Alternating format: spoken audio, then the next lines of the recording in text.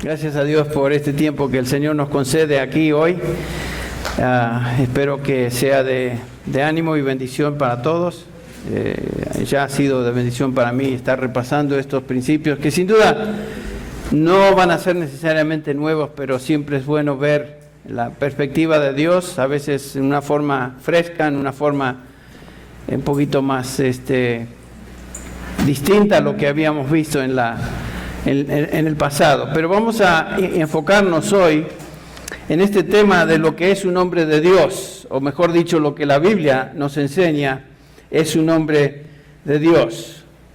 Sin duda es un tema amplio que no podemos pretender cubrirlo a profundidad en el tiempo que tenemos hoy y esta mañana, así que sería imposible. Pero vamos a tratar a grandes rasgos lo que la Escritura nos enseña acerca de este personaje, de este hombre.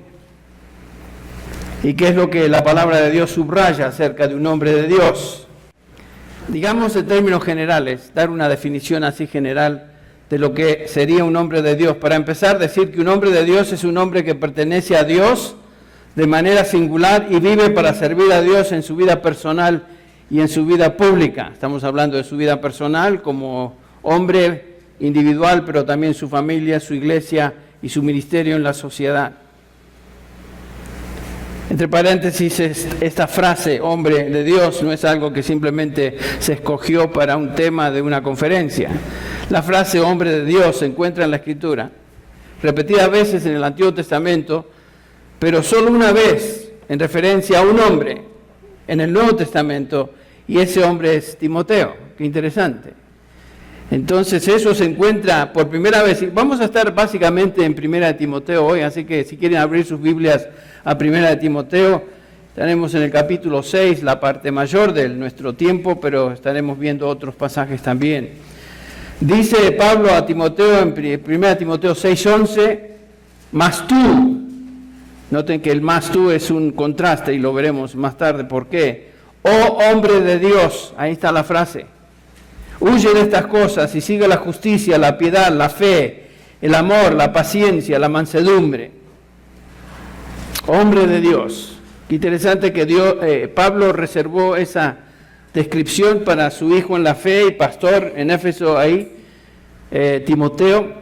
Pero ¿en qué sentido es Timoteo un hombre de Dios? En el contexto general de la epístola, y siempre es importante reconocer el contexto general del libro que estamos examinando, Primera Timoteo sabemos que es una de las 3 epístolas que, ¿cómo se llaman? Pastorales. Por lo tanto, van dirigidas a pastores, particularmente tienen que ver con el pastor, su conducta y función dentro de la iglesia. Obviamente esta epístola va dirigida a uno en particular, su nombre es Timoteo, pero por aplicación va dirigida a todo líder de toda iglesia, de toda época, a través de la historia de la iglesia. En otras palabras, ya podemos comenzar a ponernos el saco. Si usted es uno de estos hombres, y lo vamos a describir bíblicamente, ¿quién es esta persona?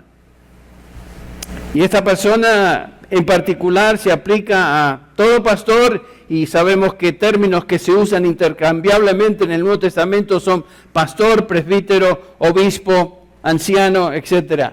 Todos en referencia a la misma persona que cumple estas funciones.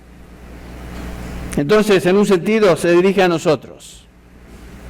Pablo se dirige con instrucciones precisas a Timoteo, quien se encontraba en la iglesia de Éfeso como delegado de Pablo con el propósito de corregir lo que se había torcido, enderezar doctrinalmente y también en conducta a esta congregación que se había desviado e iba en dirección equivocada a la enseñanza apostólica sobre la cual había sido fundada. Acuérdense que Pablo ya había advertido que eso iba a suceder. En el capítulo 20 de Hechos tenemos esa advertencia, en un sentido una profecía, que después de mí vendrán hombres rabiosos, lobos feroces, que tratarán de destruir al rebaño. Por lo tanto se dirige y lo veremos ese pasaje en un instante, se dirige a los ancianos, a los líderes de la congregación, para que se cuiden de sí mismos, Y cuiden también al rebaño sobre el cual el Espíritu Santo los había colocado, porque tiempos peligrosos vendrán, como dice 2 Timoteo. Y vivimos en tiempos peligrosos. En los últimos días, dice Pablo, estaremos ministrando en tiempos peligrosos. Los últimos días, otra frase técnica y particular de Pablo, se refiere al tiempo mesiánico, desde la primera venida de Cristo hasta su segunda venida por su iglesia. Vivimos en tiempos peligrosos. Creo que es un tema muy importante de tratar, particularmente para hombres líderes de iglesias como lo que somos nosotros, porque más que nunca, como nunca, la iglesia necesita de hombres de Dios. No personas que simplemente piensen que van a ser pastores porque se les ocurrió, o porque alguien le dijo, o que recibieron una profecía y un sueño. Nada que ver. Es muy específico cómo la Biblia describe a un hombre de Dios. En el capítulo 1, regresando a Timoteo, en el contexto de la epístola, recuerden cómo es que Timoteo llegó a Éfeso. Versículo 3 dice, como te rogué al partir para Macedonia. Estoy usando la Biblia de las Américas, si ustedes están siguiendo Valera es un poquito distinto, pero básicamente lo mismo. Como te rogué al partir para Macedonia que te quedaras en Éfeso, para que instruyeras a algunos que no enseñaran doctrinas extrañas. Noten que se habían metido en la iglesia falsos maestros. Y por esa razón, Pablo, esos lobos feroces que describió en el capítulo 20 de Hechos, ya estaban ahí. Y habían hecho estragos en la congregación. Entonces, que enseñes a estas personas que no enseñen doctrinas extrañas ni presten atención a mitos y genealogías interminables, lo que da lugar a discusiones inútiles en vez de avanzar el plan de Dios que es por fe. Así te encargo ahora. Regresa a tus raíces, Timoteo.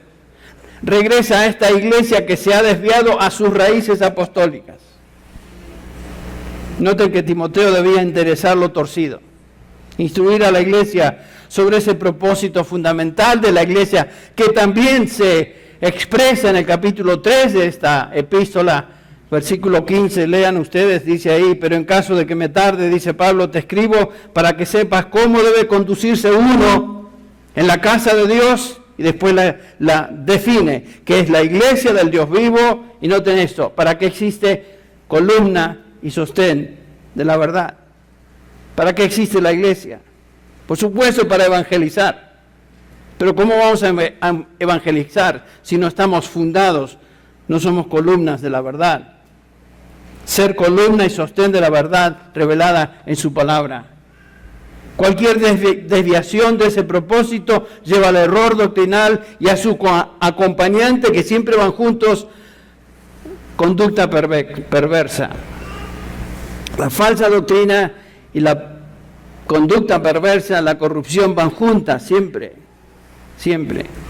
La iglesia está aquí en la tierra para proclamar, para exponer, para enseñar, para defender la verdad de Dios, tal como Él la ha revelado en su palabra.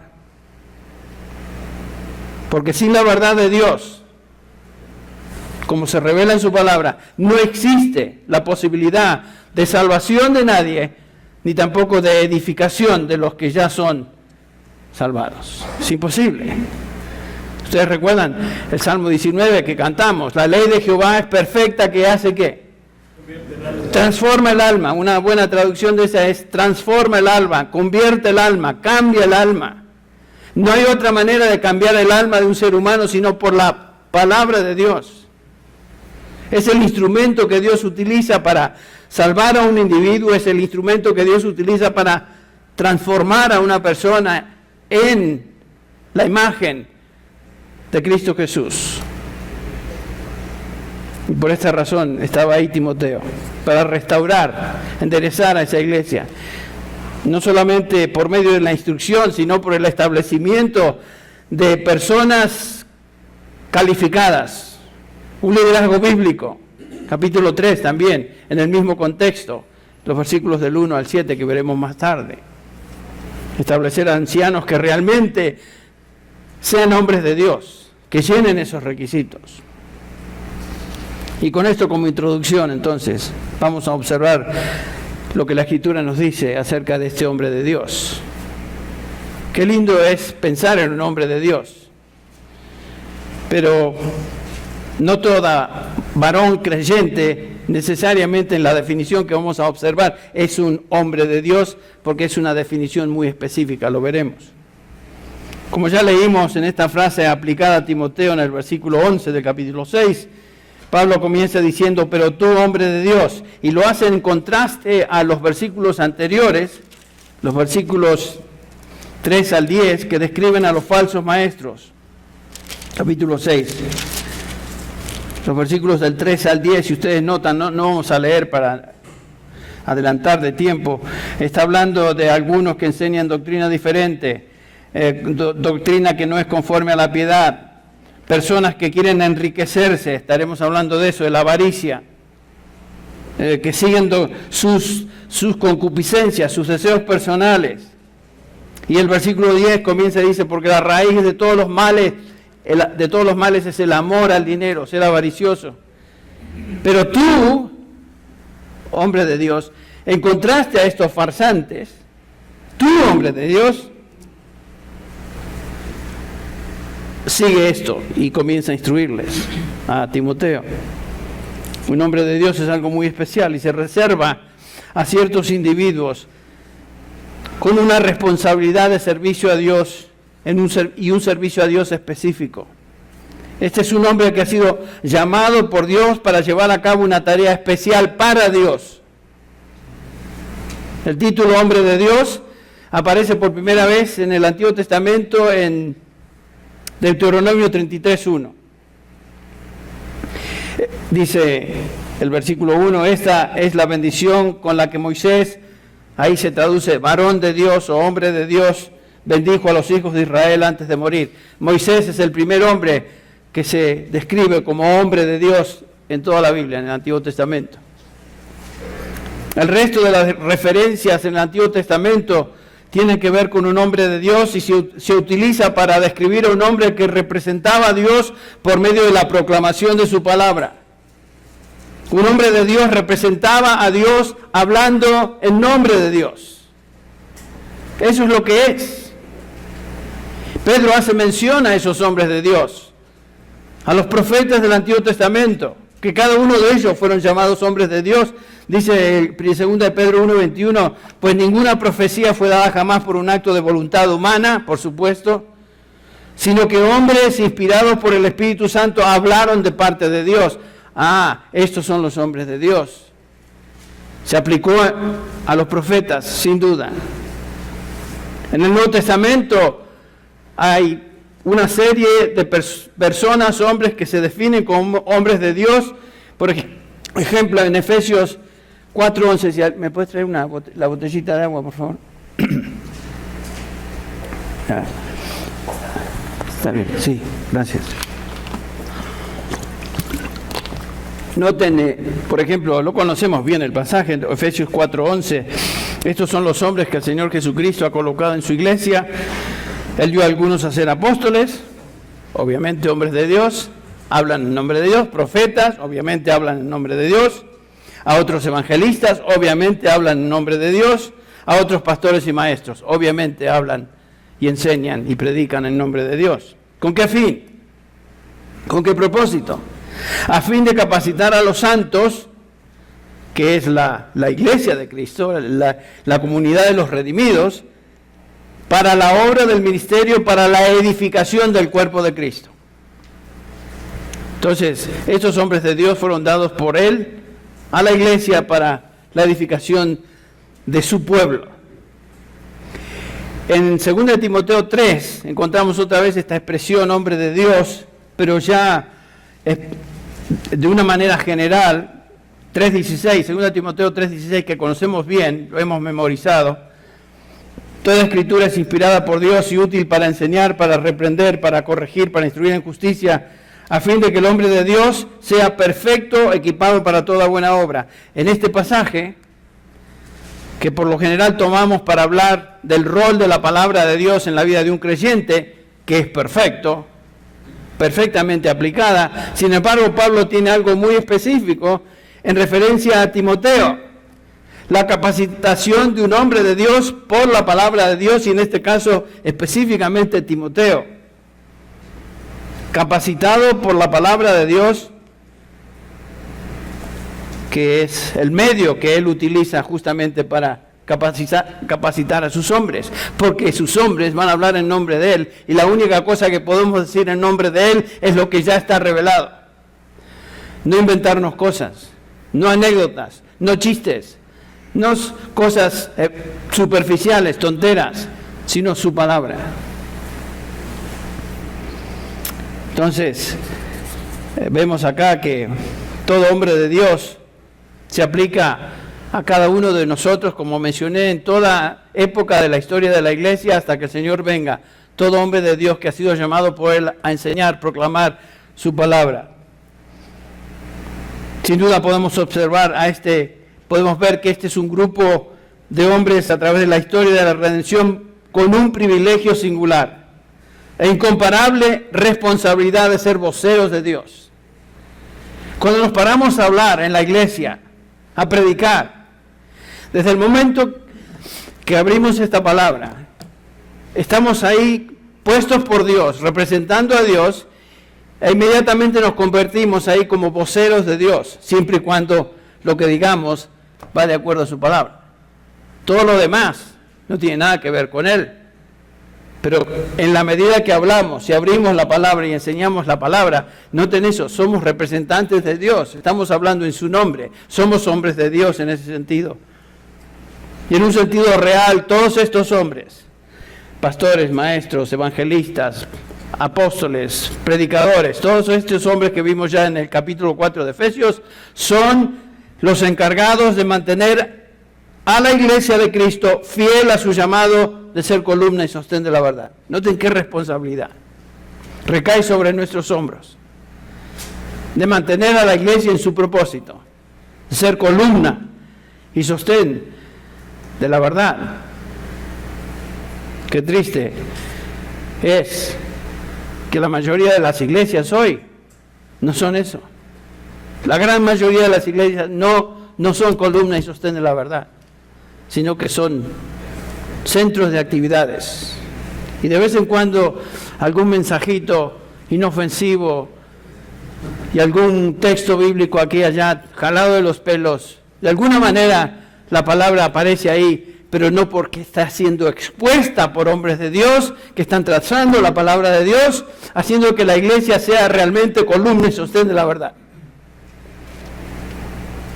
Entonces podemos concluir a la luz de esta realidad bíblica que no cualquiera entonces puede ser un vocero de Dios. Es obvio, ¿no? El hecho de ser cristiano no me hace automáticamente un hombre de Dios en la definición bíblica del hombre de Dios. Soy un siervo de Dios, soy un hombre de Dios en ese sentido, y yo comparto el Evangelio, predico el Evangelio, hablo de Cristo Jesús donde me sea posible, siendo testigo del Señor Jesucristo, pero eso no necesariamente a la luz de la definición bíblica que vimos me convierte en un hombre de Dios. Soy un creyente fiel a simplemente compartir con otros la verdad de la palabra. Gracias a Dios. Pero regresemos ahora por unos minutos a 1 de Timoteo 6 y veamos qué cosas deben distinguir al hombre de Dios, según lo que Pablo le dice acá a Timoteo. Y yo creo que es importante ver eso. Noten el versículo 11 otra vez. Pero tú, Timoteo, oh hombre de Dios, huye de estas cosas. Qué interesante que inmediatamente Pablo le dice, huye de estas cosas. Y ya tenemos el contexto de estos falsos maestros. Huye de estas cosas. Feugo, en griego, quiere decir fugitivo o huir. ¿Están pasando notitas? Pásame una a mí, por favor. Ok. De donde derivamos esa palabra nuestra castellana, fugitivo, feugo. Este es un presente imperativo en griego. Es la idea de correr. Es la idea de escapar continuamente, como se escapa de un animal salvaje, como se escapa de una plaga. Escapar de eso. En otras palabras, no es algo que uno simplemente o simple y casualmente trata de evitar, sino que da toda la espalda y corre. Como la ilustración de José, cuando, recuerdan ustedes, fue tentado por la esposa de Potifar y y lo trató de cautivar. ¿Y qué hizo José? Bueno, ¿sabes qué? Charlemos. A ver, platiquemos. ¿Qué hizo él? Salió corriendo. Esa es la idea, de huir. ¿Qué platicar ni platicar? Oír. ¿Y pensamos que José no era tentado? Por supuesto que fue tentado. ¿Pensamos que no fue hombre suficiente? Por supuesto que fue hombre suficiente. Por eso huyó. De eso está hablando el apóstol. Algo proactivo, algo que hacemos. Con intensidad. Escapa, huye de estas cosas. En 1 Corintios 6, 18, por ejemplo, no tienen que buscarlo, lo leo. Simplemente les dice Pablo a los Corintios, huir de la fornicación. Estaremos hablando de eso con los jóvenes esta noche. Bueno, esta tarde. En el capítulo 10 dice, debemos huir de la idolatría. En el capítulo 2, 22, que Pablo se dirige a un joven pastor, Timoteo, le dice, huye de las pasiones juveniles. La misma idea, huye de estas, Timoteo. Yo sé que eres tentado. Posiblemente tendría unos entre 35 y 38 años Timoteo cuando él recibe esta epístola. Obviamente estaba siendo tentado. Huye de estas cosas. No juguetees, no te detengas, ni siquiera pienses en estas cosas. Algunos piensan, bueno, si de vez en cuando no hace daño. Nada que ver. Mirar. Noten lo que dice Efesios 5:3. Pero que la inmoralidad, fornicación, pornea en griego, y toda impureza o avaricia, ni siquiera se mencionen entre vosotros, como corresponde a santos. O sea, no es cuestión de ni siquiera juguetear con las palabras y esas cosas, salir de eso, huir de eso. Huye de estas cosas. ¿Y a qué se refiere en particular en el contexto de este pasaje? Obviamente lo vimos, el hecho de que los falsos maestros estaban interesados no en enseñar la palabra, sino en sacar ventaja de los oyentes de la iglesia para llenar sus bolsillos de dinero. Pero los que quieren enriquecerse caen en la tentación, dice el versículo 29, y el lazo y en muchos deseos necios y dañosos que hunden a los hombres en la ruina y en la perdición, porque la raíz de todos los males es el amor al dinero, en otras palabras, la avaricia. Un hombre de Dios no es avaricioso, no vive por el dinero o para el dinero. El hombre de Dios huye de ganancias deshonestas, de los negocios sucios, huye de hacer negocio con el Evangelio. Cosa asquerosa y repugnante. Gente que utilizan el Evangelio para sacar ventaja de la gente y traficar con la verdad o con el Evangelio. La avaricia, el amor al dinero no tiene ningún lugar en la vida de un siervo de Dios y un hombre de Dios. Es imposible. Pablo demuestra con su ejemplo que en su vida, por ejemplo, el dinero no era por lo cual él vivía, aunque lo habían acusado de ser una persona de este tipo. En Hechos 20, 33, ustedes recuerdan, se lo leo, no daban ni plata, ni oro, ni la ropa de nadie codiciado. Vosotros sabéis que estas manos me sirvieron para mis propias necesidades y de los que estaban conmigo. En todo os mostré que así trabajando debéis ayudar a los débiles y recordar las palabras del Señor Jesús que dijo, más bienaventurado es dar que recibir. Lo mismo lo dice en 1 Tesalonicenses 2:9. Pablo era un hombre íntegro, un hombre de Dios, que no vivía para sacar ventaja. Entonces el hombre de Dios no vive avaramente, no vive para el dinero, no pone precio a su ministerio. Estuve en Guatemala hace 2 años. Y cuando me invitaron a predicar, se sorprendían este grupo de iglesias que me invitó a predicar en una conferencia grande que ellas tenían, porque no había puesto, a ver, este es mi precio, porque todos los que vienen ahí a predicar les ponen sus precios y les dan sus precios, y si no, ni se aparecen. Y estaban contentos conmigo que yo no puse ningún precio. Y después me dieron una Friendiux así chiquitita. Ya que es humilde el hermano, vamos a mantenerlo en esa condición. ¿Y qué me importa? Yo no fui por nada de eso, yo disfruté de estar con ellos y servirles y tener un tiempo magnífico con los hermanos. El punto es este, que como siervos de Dios, hombres de Dios, no traficamos el Evangelio, lo predicamos. Y para eso estamos. Y como somos hombres de Dios, Dios que nos llamó se encarga de proveer lo que necesitamos, que nos vamos a preocupar. Ahí está.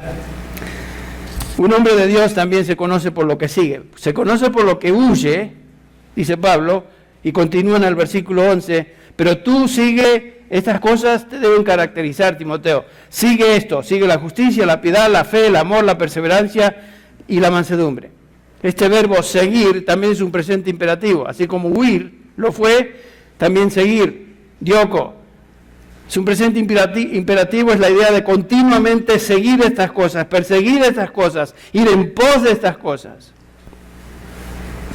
La vida cristiana, particularmente la vida del ministerio, no es simplemente deslizarnos y esperar que todo salga bien, sino que es seguir en pos de ciertas cosas.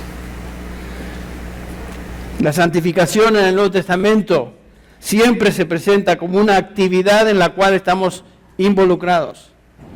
Ciertamente la santificación es la obra de Dios por su Espíritu utilizando su palabra, pero nosotros no estamos simplemente así descansando, sino que estamos involucrados en eso. ¿Se acuerdan? Filipenses 2:12. Ocupaos en vuestra salvación, con temor y temblor. Porque es Dios quien produce en vosotros tanto el querer como el hacer. ¿Ven? Es la obra de Dios. Y ya dijo en el capítulo 1, versículo 6 de Filipenses, el que comenzó la buena obra en vosotros, la perfeccionará hasta el día de Jesucristo. Por supuesto es la obra de Dios. Toda la salvación es la obra de Dios, 100% de Él, pero en la santificación nosotros nos ocupamos, nos esforzamos. ¿Y en qué cosas nos esforzamos? Pablo le da una serie de cosas de acá: justicia, piedad, fe, amor, mansedumbre, paciencia, etc.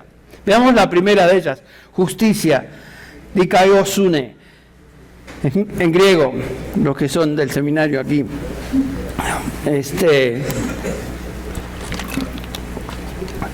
Disculpen, de vez en cuando tengo que lubricar este ambiente aquí del DF, que necesita más lubricación que otros. Bueno, esta palabra justicia quiere decir hacer lo correcto, tener una conducta justa, hacer lo bueno, hacer lo que Dios aprueba, mantener una justicia justa que se traduce en una conducta justa. Esta es la misma palabra que aparece en Efesios 6. Ustedes recuerdan cuando Pablo habla de la armadura del creyente.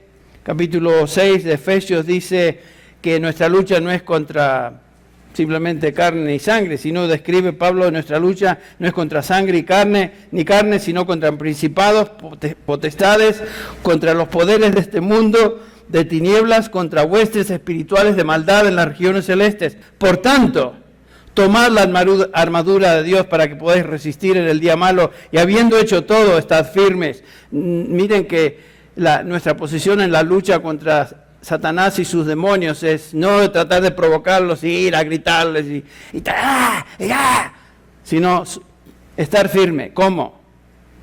Revestidos con ceñidos en la cintura con la verdad. Debemos estar revestidos de la verdad. Y noten que seguidamente dice Pablo, revestidos ahora con la coraza de justicia. Eso se refiere no a la justicia que ya hemos recibido de Cristo al creer en Él como nuestro Señor. Esa es la justicia atribuida, la justicia imputada, sino que acá Pablo se refiere a la justicia práctica, la conducta, tener una conducta práctica, vivir una vida justa. Y noten ahí la conexión entre la verdad, que es la primera pieza de la armadura, y la justicia. El hombre de Dios se conoce por su conducta justa. Él vive como hábito de acuerdo al estándar de Dios que se encuentra en su palabra. Su comportamiento es correcto. Su vida es correcta. Él es ejemplo a otros. un hombre de Dios. Y qué trágico es ver personas, hombres que están en las iglesias que supuestamente son hombres de Dios, pero no lo son en la vida práctica porque enseñan primero cosas que no deben ser y en segundo lugar viven una vida pecaminosa. Estos son falsos siervos, buscan su propia gratificación en el sexo, en las ganancias materiales, en exaltación personal. El hombre de Dios se caracteriza por justicia, no por estas cosas. Estamos hablando de un hombre que conozco personalmente y conozco lo que ha hecho aquí, que es uno de estos. Se cree, quién sabe qué. Entre paréntesis, no miren alrededor, no está aquí presente. No está aquí, así que no estén mirando. ¿Será que él? ¿Seré yo, Señor? No. Pero es un hombre que vive, obviamente, su conducta ha reflejado que le interesa el sexo, y le interesa el dinero y le interesa la exaltación personal. Y es un líder de iglesias. Bueno, será un líder de iglesias chafas, pero no iglesias que son columna y sostén de la verdad. Qué triste. Qué triste. Qué triste, porque eso que es una desgracia, es algo increíble, se ha convertido casi en algo común alrededor de todo el continente. Y hay muchísimas así jerarquías donde un hombre maneja todo y otros son dominados por él, manipulados por él, y ahí están todas esas iglesias que mandan su dinero allá, como Amway.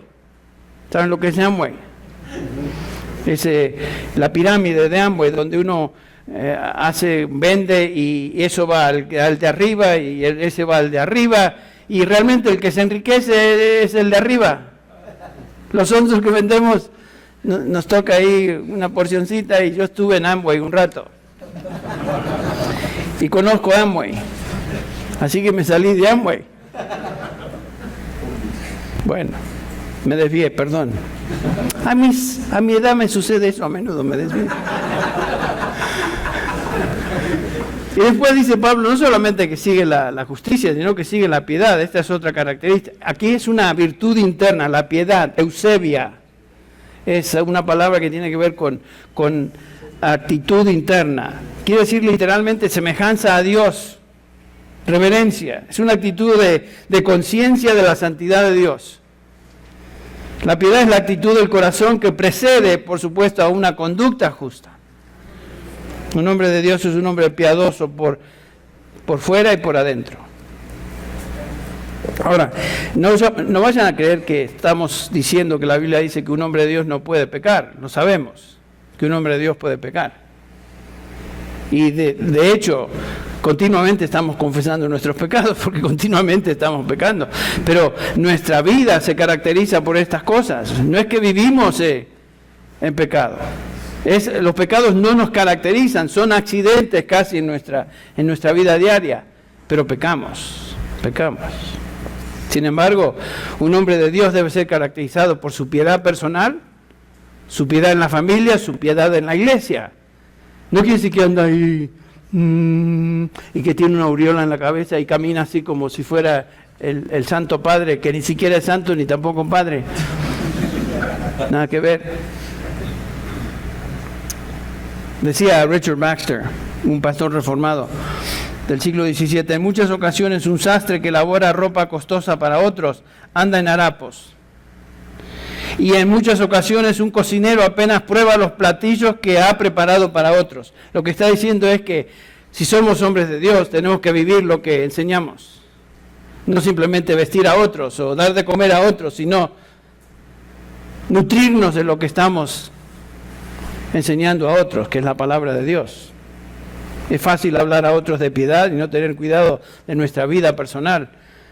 Cuando hablamos con nuestros hijos acerca de la importancia de vivir piadosamente, es vital que ellos vean esa vida y características en nuestra propia vida, porque si no, no pasa nada.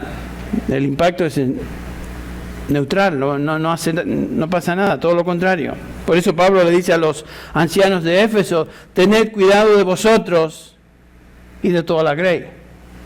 en medio de la cual el Espíritu Santo os ha puesto. Noten que primero es tener cuidado personal, estaremos viendo de eso, el cultivo del alma, nuestro cuidado personal, y luego estar en condiciones de cuidar a las ovejas.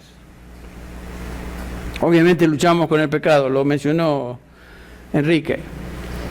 El pecado mora en nosotros, dice Pablo, en este cuerpo de muerte. Hemos sido transformados, nuestra vida está escondida con Cristo en Dios, hemos sido redimidos, en términos de nuestra posición espiritual ya estamos en Cristo Jesús, no hay nada que agregar a eso. Lo que falta es que esa redención de nuestra alma se una a la redención de nuestro cuerpo, que no viene sino hasta que pasemos a la presencia del Señor más tarde, o sea, seamos resucitados, cuando el Señor venga por su iglesia. Pero Pablo reconocía esta lucha continua, ¿se acuerdan? Veo en mis miembros, dice, en mi cuerpo, esta guerra que hace guerra contra la ley de mi mente, me hace prisionero de la ley del pecado que está en mis miembros, miserable hombre de mí, ¿quién me librará? O sea, ese es el grito de angustia que cada uno de nosotros más de una vez hemos expresado. Señor, quiero servirte, quiero honrarte, quiero ser. Y sin embargo, esta lucha continua. Entre paréntesis, ¿cuándo debo terminar la primera sesión? No, como que tú sigues. Los hermanos ya están como arañas fumigadas, ¿no? En 20 minutos. Ok. Sigue, dice. Y ustedes andan ahí. Bueno. Richard Baxter, otro, no, el mismo, decía, el mejor regalo que un pastor le puede dar a su congregación es una vida piadosa. ¿No tenés eso? Porque es una vida ejemplar. Es una vida que la gente dice, ¿a este puedo seguir? Porque no es como el pastor Gatica que predica pero no practica, sino que este hombre es realmente piadoso, lo puedo seguir. No seamos pastores gaticas. Eso lo escuché de un amigo argentino que me dijo eso. Me pareció interesante. John Owen, otro pastor puritano, escribió: un ministro puede llenar las bancas de la iglesia. Imagínate todas estas iglesias chafas que les hablé. 20.000 miembros, 10.000 miembros. Multitudes. Puede llenar las bancas de la iglesia, cumplir con su responsabilidad de dar la comunión, llegar a los oídos del público, pero lo que este hombre es de rodillas y en secreto delante de Dios Todopoderoso, eso es y nada más. Lo que somos lo que somos en privado, de rodillas delante de Dios y nada más. No importa que nuestra iglesia no sea de 1.000 miembros, 2.000 miembros, no importa. Dios no nos llamó a crear multitudes. Dios nos llamó a predicar su palabra, trazarla con precisión. El crecimiento es de Él. Él da el crecimiento. Pero utiliza hombres de Dios. Y qué interesante, y esto no está en mis notas, pero qué interesante que en el Nuevo Testamento, en toda la Biblia, la doctrina del remanente es el nombre de la iglesia de ustedes. La doctrina del remanente es una doctrina esencial. Dios no está interesado en llamar a multitudes, sino en llamar a un grupo de redimidos que van a pasar la gloria con Él, con su Hijo. Entonces, cuando Cristo le seguían las multitudes, porque le seguían las multitudes, ¿por qué le seguían? Capítulo 6 de Juan, porque hacía milagros, porque les daba de comer. ¡Wow! Este sí que es, qué bárbaro, este sí seguimos.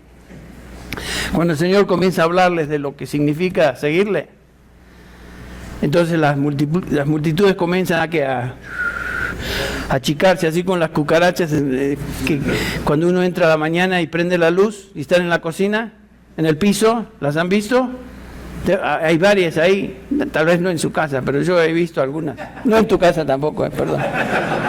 Porque ahí estoy, en la casa de él.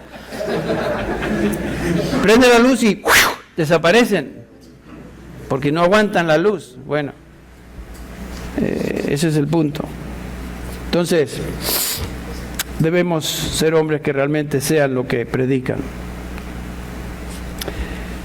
Tenemos que asegurarnos que nuestro ministerio no sea, como dice Baxter, un sastre en harapos o un cocinero hambriento. Una persona que no hace lo que enseña. Otra virtud del hombre de Dios que aquí se describe es su fe. ¿Qué quiere decir esto en el contexto? Fe, dice el capítulo 6, versículo 11 de Timoteo. Fe es confianza en Dios. Eso es, confianza en Dios por todo y para todo. Este es el medio ambiente en el cual vivimos. El hombre de Dios opera en el medio ambiente de la fe. Vivimos confiando en Dios. Las cosas a veces no van como queremos. Las cosas a veces pasamos por tormentas, pasamos por momentos difíciles.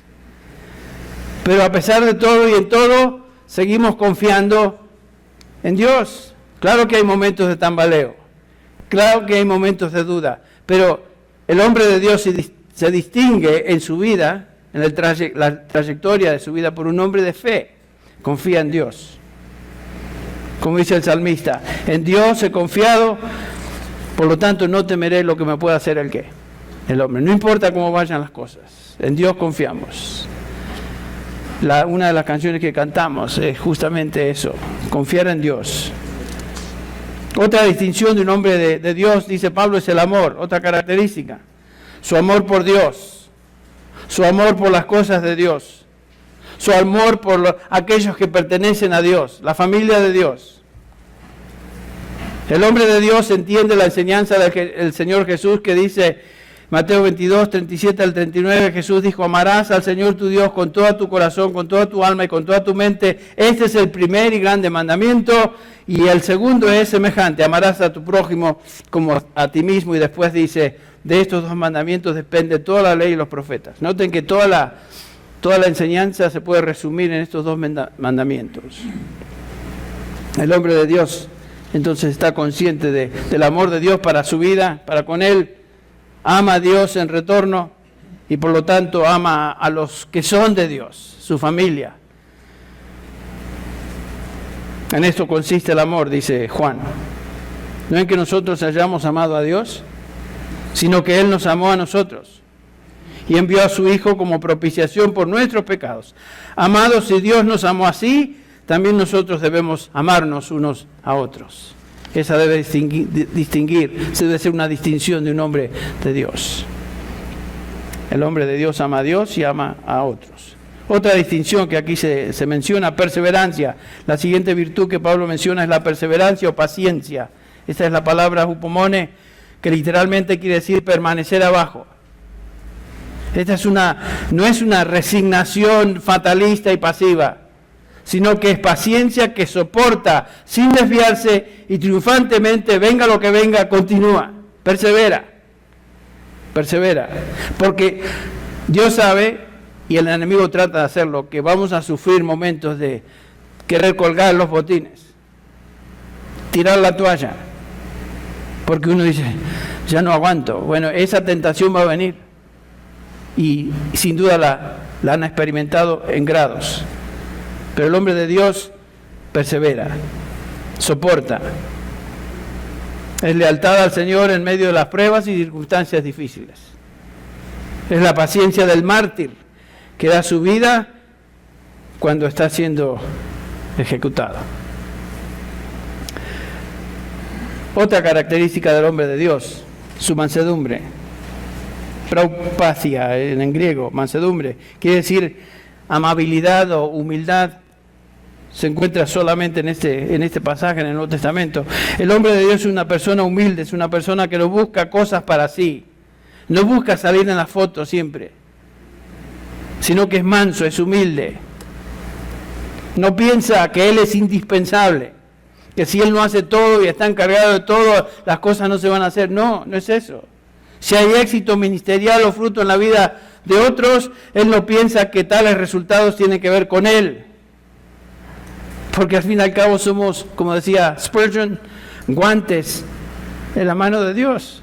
Cuando él lo venían a congratular y felicitar, gracias hermano Spurgeon, qué mensaje. ¿Por qué está felicitando al guante? Decía él. ¿Qué es eso de felicitar al guante? Yo soy un guante, Dios es el que hace la obra. Es la mano de Dios que están felicitando al hombre. Tiene razón. El hombre de Dios entonces sigue estas cosas: justicia, piedad, fe, amor, perseverancia y humildad, mansedumbre. En tercer lugar, un hombre de Dios se conoce por lo que lucha. Conoce por lo que escapa, huye, conoce por lo que sigue, ahora por lo que lucha. Dice el versículo 12, pelea la buena batalla de la fe. Pelea la buena batalla de la fe. Una realidad del ministerio. Si has sido llamado a proclamar la palabra de Dios, el Nuevo Testamento te llama a contender ardientemente por la fe, que como veremos es el cuerpo de doctrina, la palabra revelada. Gran parte de nuestro ministerio es polémico.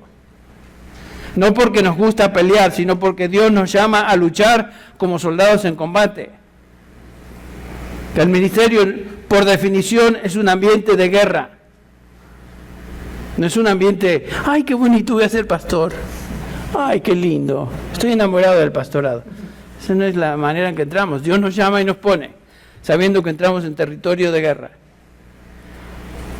Luchamos con la carne, luchamos con huestes espirituales de maldad, como hemos visto, luchamos con el mundo. Nuestros enemigos son realmente impresionantes. No somos capaces de luchar solos contra esos. Por eso necesitamos al Señor. El ser hombre de Dios es estar en pie de guerra continua. No hay tregua en nuestra lucha en un sentido.